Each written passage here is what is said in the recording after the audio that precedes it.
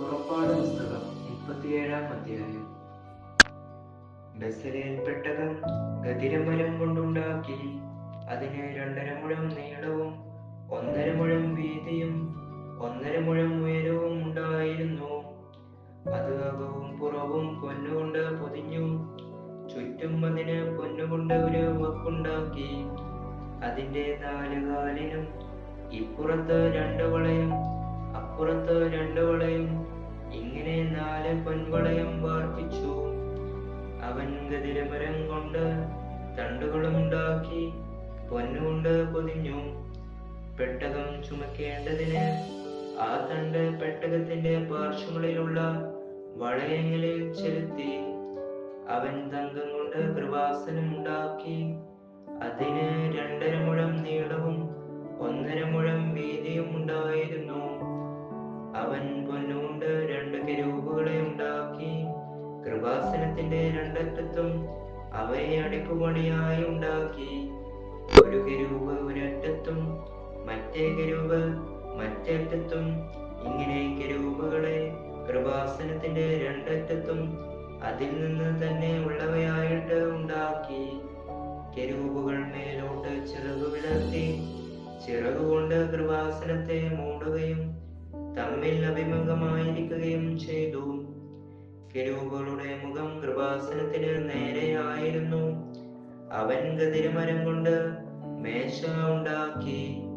അതിന് 2 മുഴം നീളവും 1 മുഴം വീതിയും 1.5 മുഴം ഉയരവും ഉണ്ടായിരുന്നു. അത് തങ്കം കൊണ്ട് പൊതിഞ്ഞ് ചുറ്റും പൊന്നുകൊണ്ട് ഒരു വക്കുണ്ടാക്കി. ചുറ്റും അതിന് 4 വിരൽ വീതിയുള്ള ഒരു ചട്ടകവും ഉണ്ടാക്കി. ചട്ടത്തിന് ചുറ്റും പൊന്നുകൊണ്ട് ഒരു വക്കുണ്ടാക്കി. അതിന് 4 പൊൻവളയം വാർത്ത് 4 കാലിന്റെയും ഓരോ പാർശ്വത്തിൽ തറച്ചു. മേശ ചുമക്കേണ്ടതിന് തണ്ടുകൾ ചെലുത്തുവാൻ വളയങ്ങൾ ചട്ടത്തോട് ചേർന്നിരുന്നു. മേശ ചുമക്കേണ്ടതിനുള്ള തണ്ടുകൾ ഗദിരമരം കൊണ്ടുണ്ടാക്കി പൊന്നുകൊണ്ട് പൊതിഞ്ഞു.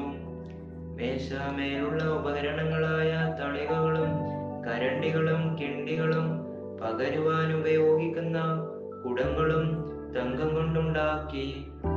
അവൻ തങ്കം കൊണ്ട് നിലവിളക്കുണ്ടാക്കി. വിളക്ക് അടിപ്പുണിയായി ഉണ്ടാക്കി. അതിന്റെ ചുവടും തണ്ടും പുഷ്പകുടങ്ങളും മുട്ടുകളും പൂക്കളും അതിൽ നിന്ന് തന്നെയായിരുന്നു. നിലവിളക്കിന്റെ ഒരു വശത്ത് നിന്ന് 3 ശാഖ, അതിന്റെ മറ്റേ വശത്ത് നിന്നും 3 ശാഖ, ഇങ്ങനെ 6 ശാഖ അതിന്റെ പാർശ്വങ്ങളിൽ നിന്ന് പുറപ്പെട്ടു.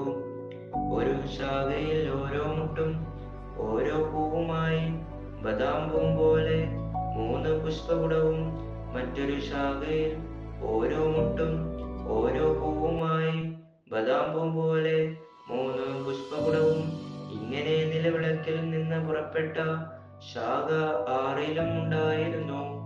വിളക്ക് തണ്ടിലോ മുട്ടുകളും പൂക്കളുമായി ബദാംപൂ പോലെ 4 പുഷ്പകുടം ഉണ്ടായിരുന്നു. അതിൽ നിന്നുള്ള 2 ശാഖയ്ക്ക് കീഴെ ഒരു മുട്ടും, അതിൽ നിന്നുള്ള മറ്റേ 2 ശാഖയ്ക്ക് കീഴെ ഒരു മുട്ടും, അതിൽ നിന്നുള്ള ശേഷം 2 ശാഖയ്ക്ക് കീഴെ ഒരു മുട്ടും, ഇങ്ങനെ അതിൽ നിന്ന് പുറപ്പെടുന്ന ശാഖ 6ന് കീഴെ ഉണ്ടായിരുന്നു. മുട്ടുകളും ശാഖകളും അതിൽ നിന്ന് തന്നെയായിരുന്നു. അത് മുഴുവനും തങ്കം കൊണ്ടുള്ള ഒറ്റ അടിപ്പുപണിയായിരുന്നു. അവൻ അതിന്റെ ഇഴദീപവും അതിന്റെ ചവണകളും കരിന്തിരി പാത്രങ്ങളും തങ്കം കൊണ്ടുണ്ടാക്കി. 1 താലന്ത് തങ്കം കൊണ്ട് അവൻ അതും അതിന്റെ ഉപകരണങ്ങളൊക്കെയും ഉണ്ടാക്കി. അവൻ ഗദിരമരം കൊണ്ട് ധൂപപീഠം ഉണ്ടാക്കി. അത് 1 മുഴം നീളവും 1 മുഴം വീതിയും, ഇങ്ങനെ സമചതുരമായിരുന്നു. അതിന് ഉയരം 2 മുഴമായിരുന്നു. അതിന്റെ കൊമ്പുകൾ അതിൽ നിന്ന് തന്നെയായിരുന്നു. അവൻ അതും അതിന്റെ മേൽപ്പലകയും ചുറ്റും അതിന്റെ പാർശ്വങ്ങളും കൊമ്പുകളും തങ്കം കൊണ്ട് പൊതിഞ്ഞു. അതിന് ചുറ്റും പൊന്നുകൊണ്ട് ഒരു വക്കുണ്ടാക്കി. അത് ചുമക്കേണ്ടതിന് 2 ചെലുത്തുവാൻ വക്കിന് കീഴെ രണ്ടു പാർശ്വത്തിലുള്ള ഒരു കോണിങ്കലും ഓരോ പൊൻപളയം ഉണ്ടാക്കി. ഗദിരമരം കൊണ്ട് തണ്ടുകളും ഉണ്ടാക്കി പൊന്നുകൊണ്ട് പൊതിഞ്ഞു. അവൻ വിശുദ്ധമായ അഭിഷേക തൈലവും നല്ല സുഗന്ധമുള്ള നിർമ്മല ധൂപവും